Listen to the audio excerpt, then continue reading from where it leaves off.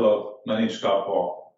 I went to the University of Rhode Island and majored in ocean engineering, which is a pretty unique program with a small graduating class of probably about 16 people at that time. I was certainly interested in the ocean, so that was of interest to me. It was primarily mechanical engineering, which was my aptitude. So it dovetailed together nicely.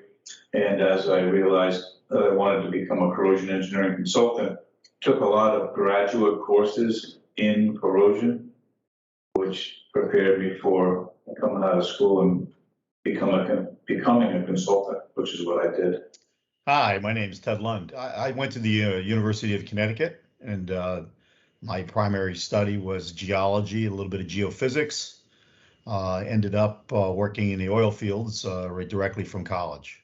My decision to go into geology was actually related to oceanography, but at the time, UConn did not have an oceanography program. And because Scott got into URI, they didn't let me in. So he took my spot. You filled the quota. Yeah, he filled the quota. So I ended up in geology and geophysics, not really planning on the oil field, certainly not planning on the corrosion field. But as most of your engineering and science backgrounds give you a tremendous fundamental knowledge of chemistry and physics and some math, which I think later on as my career developed and I ended up in the corrosion industry, prepared me to understand coatings, the corrosion mechanisms and things like that. So it was a circuitous route to get where I am, but education certainly prepared me to do that. Yeah, corrosion engineering is a pretty niche market, so not many people go to school to become that. They migrate into that maybe in school and then proceed into a master's program, but a lot of people coming out of school fall into or get caught up in or get an opportunity in the corrosion field, and that's where they end up. Well, I did a research project that a master's student was working on, and he became ill, but the funding was in place. So Dr. Wilson was his name, and I was studying the impact of rain on oil slicks. So I had this setup and would extract water and the oil from different depths based on the impact of the rain that was being created by a whole series of needles that were in a holding tank that I had rigged up, and I could adjust the height to it and whatnot. And actually, that's where I met my wife, and they coined me as the Rain Man. That's what I worked on all summer, and that was my nickname with her when I first met her. So was that before the movie? Yeah, that was a precursor to the movie, actually, and yes, and I carried on the tradition. Yeah, my tenure in college, I'm not going to say I was an overachiever in college academically. So I did my geology, and where I could most of the time, I took a direction towards, as I had talked before, oceanography. So did a lot of marine studies and underwater volcanic studies, so I could combine some scuba diving in with the research. So at the time, my largest project was in petrography, which was related to lava being extruded underwater, how it formed, what it did to crystallization. And so I got a chance to study what happened in Hawaii, although I didn't go there. But as it turned out, the state of Connecticut has numerous rock formations which were formed exactly the same way. So we were able to go and find what's known as a pillow basalt, and we could harvest the pillow basalts here in Connecticut. And then we saw cut the rocks, did the thin sections, and studied the crystalline growth through that kind of volcanic extrusion. So once again, I try to combine the ocean work with the geology work to make it more interesting for myself anyway. So was that stuff underwater in the Sound or somewhere on land that you? It's on land. Yeah, it's all on land now. It's all up in the middle of the state of Connecticut, where the basalt lavas are were extruded underwater. And in this particular case, most of them were extruded under freshwater. They weren't extruded under saltwater, so it's a little bit different. So I went to work in Detroit, Michigan. So I was taking classes from Bob Eidesbach, who was a master's corrosion professor at URI. And he said, you want to get in the corrosion business, you have to go to NACE National. It was being held in Atlanta, Georgia. So I drove down there with my buddy Tim Rose, went to NACE National, and he knew a lot of people, so he introduced me to a lot of people as someone coming out of college who was in the corrosion field. So I interviewed people and eventually landed a job with John Fitzgerald with the Hinchman Company in Detroit, Michigan. And that's where I moved and worked for 1 year actually in Detroit. It's quite an experience living in Detroit. Even back then, huh? Even back then. Mm-hmm. I mean, one of the traditions in Detroit on New Year's night is to go out in the street and discharge your weapon, legal or otherwise, into the air. So it was a crazy place. Crazy place. Good place for a hard hat. We had a medal. So as I said, once I graduated from the University of Connecticut, my first job directly was to go to Texas and become what was glamorously called a mud logger. So we were the well site geologists. I worked for a company called Corr Laboratories. So as the drill rigs were doing their business, we were collecting the samples, looking for oil, looking for gas, recording the formations through the whole thing. So I ended up working in Louisiana on some very deep wells. I think the first well we had was 16,000 feet, which was one of the deepest land rigs that had been done so far in the United States. Great experience. The young kid from New England, didn't speak Texan. They used to get down there, they couldn't understand me on the intercom because I spoke too fast. Then after I got used to being in Texas, my friends from New England couldn't understand me because I spoke too slow. So it was a learning experience to deal with a different culture of people, yet try to be the fresh out of college, try to be expert in something you were just really getting your feet wet in terms of real world knowledge. So did that for a while, and it was a great learning experience to be on my own and be the expert on site with a bunch of guys that were 30-year oil drillers. So it was a good experience to take that knowledge and put it to use. Well, I think when you first start out in things, you're working in places and doing things that you may not understand or weren't what you thought. So I did do some traveling when I was in Detroit. I worked on the subway system in Washington, D.C. So I don't know that I had struggled so much as eventually getting into a company that was challenging to be at and work in and succeed, and the direction was not always that clear. So as that terminated, now I'm halfway through my career and started CorrTech. So those are the struggles: people, and both coworkers and clients are the challenges that I typically am faced with. And I would probably say the same thing. It's hard to pick out one particular struggle that made life difficult, but as you're going through your career and you're dealing with different industries and technologies, the common factor ends up always being people. Whether you're trying to supervise people, sell people on services you're providing, or just find clients, that's probably the biggest challenge is always effectively dealing with people. And we've had that conversation with people that are here, that are young, that aspire to have a career. Well, any career that generally goes on for a long time, eventually you're going to be placed in charge of people. So it becomes the biggest challenge is learning how to be a leader, learning how to take direction and work within a group and be productive. So we certainly have all run across people who can be unproductive leaders, and they don't motivate people. But that's always been the biggest challenge. It's not learning the technology because you can put enough hours into learn technology.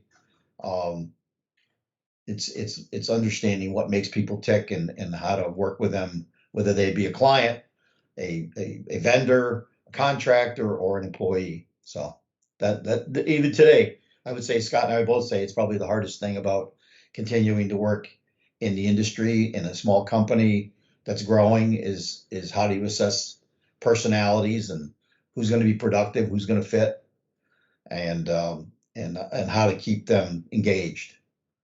Yeah, one of the guys that I worked with here probably 25 years ago, he would say, this job's pretty good. If it wasn't for the clients, it would be a lot better. So unfortunately, like it or not, as a consultant, clients are the ones and the people that we're providing our service to and have the relationships with by which we provide a service and get paid. So it's a relationship that has to be developed, nurtured, and providing quality services, you sustain those clients. So I went to work for an instrument company in Detroit. After about a year, I went to Washington, D.C. We lived in Maryland, worked in Washington, D.C. for about 3 years, 3 or 4 years, and decided we did not want to be in that part of the country anymore and wanted to get closer to Rhode Island, come back to New England, essentially. So I took a career move at that time. It was about 1983, and came and worked for the New England Electric System before they divested the power industry, and was the corrosion engineer for a multi-billion-dollar company for manufacturing, wheeling, and selling electric power. And I moved to where I currently live today. And I've been there a long time, raised a family and everything in that home. And I've been in New England since 1983. So that was my big move to back to New England. So my biggest career change, which led to where we are today, is while hopping around between oil fields and a gold mining assay lab. Um, as always happens, a college contact who also had trouble fitting into this major. He was a marine biologist. There were thousands of marine biologists spawned by the Jacques Cousteau generation. Um, Took a job in Pennsylvania at a plant which did protective coatings and basically corrosion protection. And he needed somebody to come and help him with the plant. So I took a job and moved to Pennsylvania and just did something completely different. So I went into the corrosion business in 1981, if you will, and then at that point became involved with NACE that Scott had been involved with when he was much younger, and became a NACE coatings inspector. I think it was the first class that was passed by NACE for their coating inspection services, and that started my path on the corrosion inspection and protection career. And then that lasted a few years, and then the next big move, which really is what set me on the path to where previous companies that we owned and now part of CorrTech was I started my own consulting company called Lund Coating Consultants, very innovative name, and did a few years of that, and then a company I was working for called Malcolm Perney owned another company called Perney Consumers Perney, and they were a water industry engineering and operations company. So I was doing water tank painting inspection for them, and they were a growing new little technical services group. And I remember Hugh Madden. Remember Hugh called me into the office and he goes, "Well, you're doing good work for us, but why don't you just come to work for us instead of us hiring you?" So at the time, I negotiated, which I thought was a blockbuster contract for myself. I actually got $30,000 a year, and I went to work, and that was in 1985, and that's really where my career took off in terms of being involved with not only the technology side, but developing business, developing business units and preparing me for both a technical and a business career within corrosion engineering. Yeah, so that's part of the caveat. It's not just a technical side of the business, which is something you can you learn and you learn as you go. But there's a business side to this discussion too that is a whole other challenge that most people can't appreciate, and I think a lot of people think you can start a business pretty easily and be successful. I don't think that's the case. I actually had to call American Express the other day for something, and they said, "Congratulations on being a member for 40 years." I can remember getting my first American Express card when I was in Detroit, Michigan, working for John Fitzgerald. It's been a long time. Yeah, I guess you could have taken, and you could have taken that route as well, right, Scott? I mean, you certainly could get a master's and a PhD in chemical engineering and corrosion, and be a lab guy, or be a paint formulator, Right. and not have to develop business and not have to do that.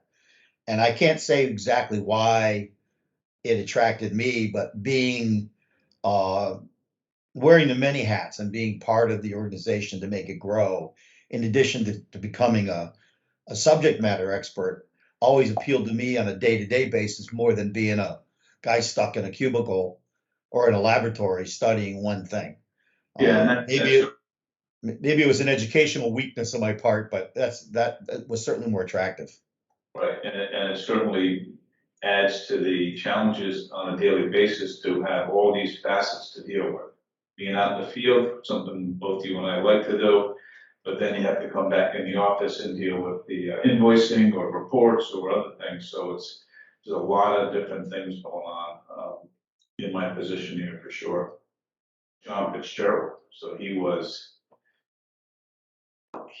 the energetic guy that would run around the office and say funny things and focus on the high quality of the services that he was dealing with. So I only spent about a year with him, but I can remember, different things he would have said and guidance he was providing. So to me, it was John Fitzgerald. Bob Hudis back in college, but John Fitzgerald. After that, it became figuring out on my own. When I went to the power company, nobody knew what I did at the power company.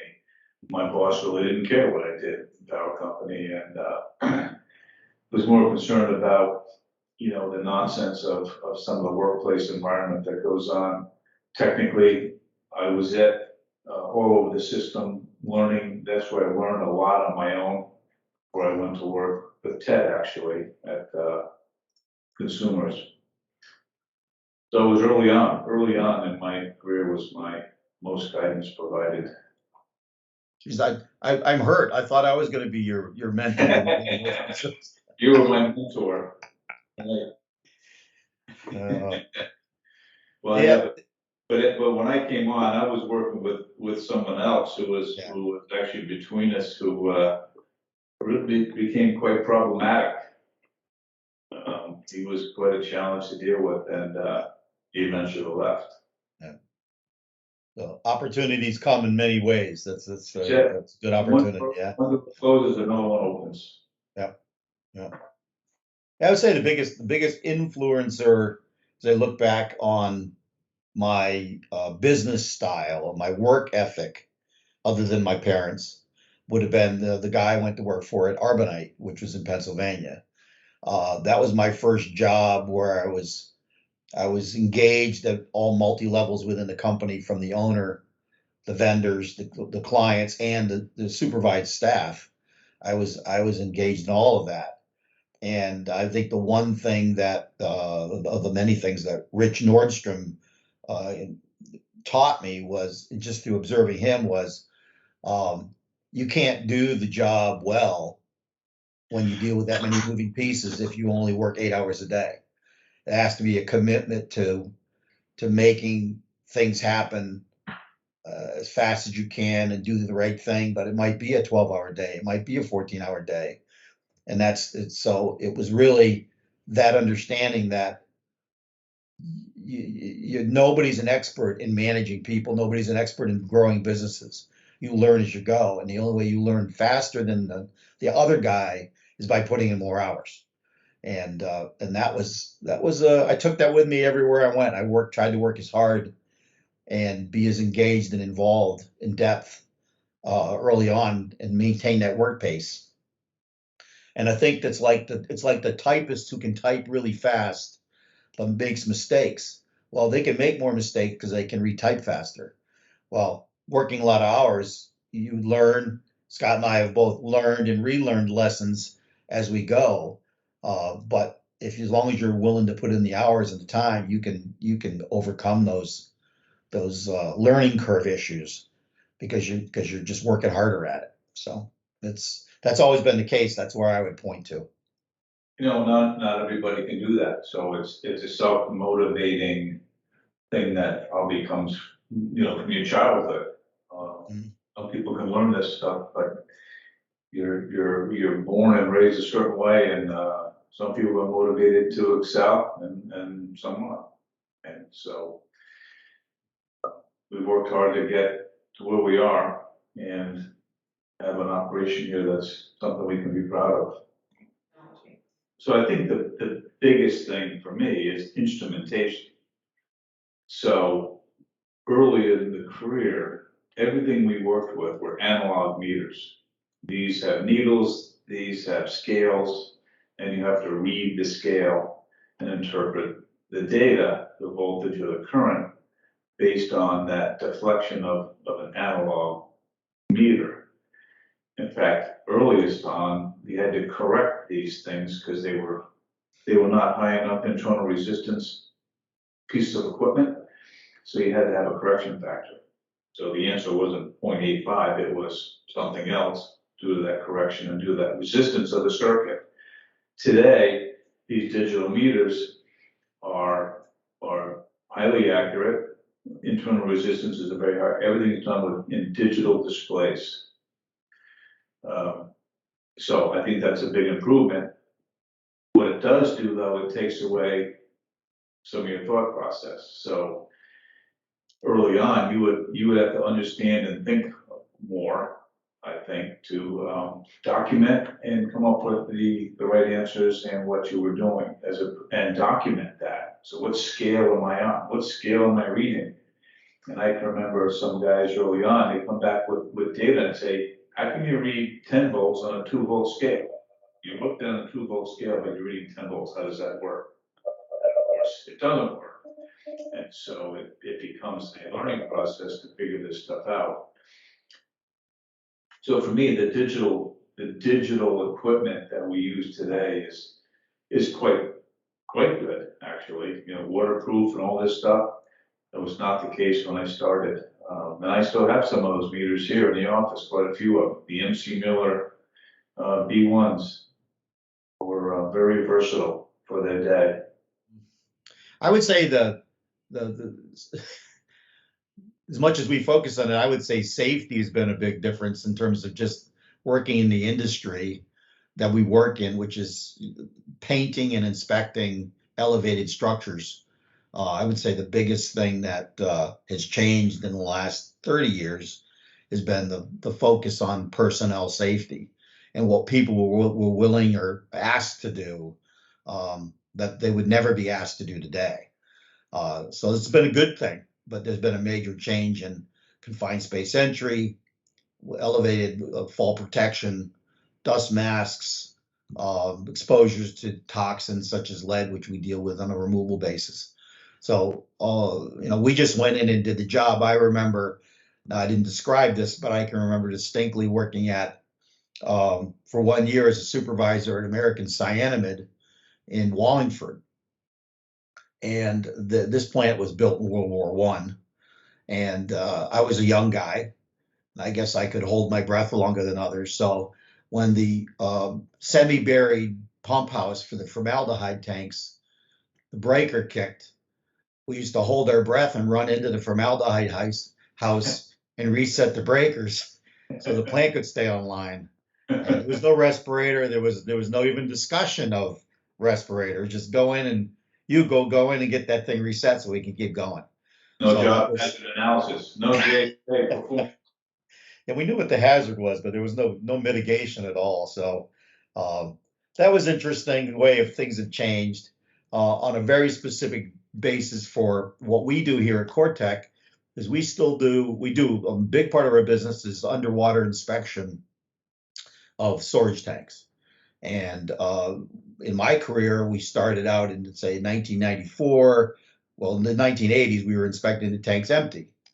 And in mid 1990s, we discovered that a good way of doing it was scuba diving. So, as I talked about earlier, anything I could do to get scuba diving worked into the job. So, we started diving inside the water storage tanks. We were involved in the initial industry regulations on how to do it well, and that continued to evolve. But we used to dive in wetsuits in the drinking water, do our best at disinfection, and a confined space entry on a swinging ladder. All the things you would never do today to get Right. the job done. Um, but that exposure led to the recognition that that was not the right way to do in-service inspection. That really human beings were being put at risk, and drinking water was being put at risk. So while consumers and Scott was there, we developed the robotic method for doing inspection of drinking water storage tanks in 1995. First ones in the United States to do that. So safety was bad or was what it was and then changed. But a lot of that focus on how to do the job better and safer is what led to some of the innovations um, we have today in CorrTech. And even if Scott talks about why did somebody develop a smart stack? Because there was a safety issue and there was a massive cost implication to a client to dig holes in the ground, right? So that led to the thinking of how do we do that better, and that's where we continue to do at CorrTech today, is we continue to look at those challenges for our customers and use our own kind of broad based knowledge to find applications for existing technology. And we're not Elon Musk. We're not inventing electric cars, but we're using technologies that people haven't thought of to solve problems that exist. So that's been the big change for us. Yeah, I think Richard Nixon is the one who started up OSHA and the Yeah. EPA. Yeah. So prior to that, safety was not thought about as nearly as much as it is today. So there has been a big change. And I recall doing stuff that nobody was questioning anything in my early part of my career. So it is a big focus, and it's improved a lot of work sites so that less people are getting hurt, no doubt. Mhm. When we were at Consumers, Scott was working in what was then out of his house as part of our Massachusetts operation, and Tom Steffens was his supervisor, direct supervisor. Scott and I didn't have a lot of one-on-one exposure at that point. Um, I'm not sure we actually worked in the field. I'm trying to think of, was there a pipeline project, Scott, maybe for Providence Water that was early on that maybe I got involved with, or Boston Water and Sewer? I don't know. I know I did stuff with Tom and Boston Water and Sewer. I don't recall. I'm not sure we might have not worked too much in the Yeah. field I remember together. I remember meeting with Randy Fouch of Weston and Sampson, and we ended up diving to look at some pier structures in the Navy Yard up there. Yeah. But I don't know recall whether you were in the field with it at the time I did that or not. So Yeah, we had different segments of business groups in consumers, and so we were siloed that way. So I was in the corrosion engineering. There were there was mechanical services, other things. So there wasn't as much crossover as there is in this company today. Everybody in CorrTech is focused on corrosion engineering. So we want people to be diverse and see all the different applications. I would say almost everybody's worked with each other here at CorrTech at some point in time, and that's probably a good thing. But I don't think we did that at consumers that much. we did the administrative stuff together. I know we did outings and trainings and Budgets, all the budgeting budgets, part. Yeah. right? Yeah. Well, the unregulated business that we were with, Consumer Supply Technologies, was owned by a regulated water utility holding company. And our erratic finances, like we have now, sometimes we don't make money in a month, sometimes we do. And in the water business, you sell water every month, so you generally are making money month over month. So it seemed to be a difficult fit. And we had a number of struggles in some of the business segments that we were working with in the company. And so eventually the board of directors of consumers decided they wanted out of the game. So I essentially was fired. My office was closed here in Hopkinton, Mass. A few other offices were closed, and the group, the corrosion engineering group, was disbanded. So I thought about it and met with a few people and yik-yacked about a few different things, and it became logical for me to put forth an offer to buy the corrosion engineering services group from consumers. So I essentially took the work, the contracts, the office obligations, the materials, the computers, the desks, the phones, and took it off their plate so they wouldn't have to deal with it for a fee. So I paid them a fee for that and took over the almost every, I think one contract did not come over to CorrTech, all the other ones did. So we started out finishing those contracts and started up in business in 1997. Yeah, there was Scott and I, this is where Scott and I, our paths were together and then diverged a little bit, but continued to be intertwined, is that I obviously was with consumers at the same time this was happening. Um, they got purchased in the world of conglomerates. Consumers Water was owned heavily by a big French conglomerate called CGE, and CGE also owned a huge portion of a water company called Philadelphia Suburban. And they decided they were going to merge those two companies. And when they looked at this technical services group called Consumers Applied Technologies, and they looked at the way its finances went up and down, and quite frankly, what made that so unpredictable was the meter business in New York City was this huge meter installation business that consumers had, which dwarfed the rest of our services. And I would say the one thing that could have, if we look back, at least I do, if I look back right now in 1996, 95, 96, the one thing that missed opportunity was if Scott and I had bought the services sector from consumers, not the meters, but everything else that we already did, we would have been 30 years ahead of where we then had to recreate our businesses. So Scott said he recreated his business by just buying everything and going into business. And I started X-Tech, which was essentially the water tank inspection and coatings business, almost the same year. Right, I hung on a little farther. So right, so then for years, I ran X-Tech and Scott ran CorrTech. We collaborated on a number of projects. In fact, that's probably when we first started working in the field together. right, Was as CorrTech and X-Tech, and and it worked out well. We were then, because we had worn all the hats, because we had understood the full breadth of our businesses, we're able to run our own businesses. Um, Certainly opportunities missed, like I said, to either buy the entity directly from consumers and take it as one piece while it was still good, or even combine our businesses early on.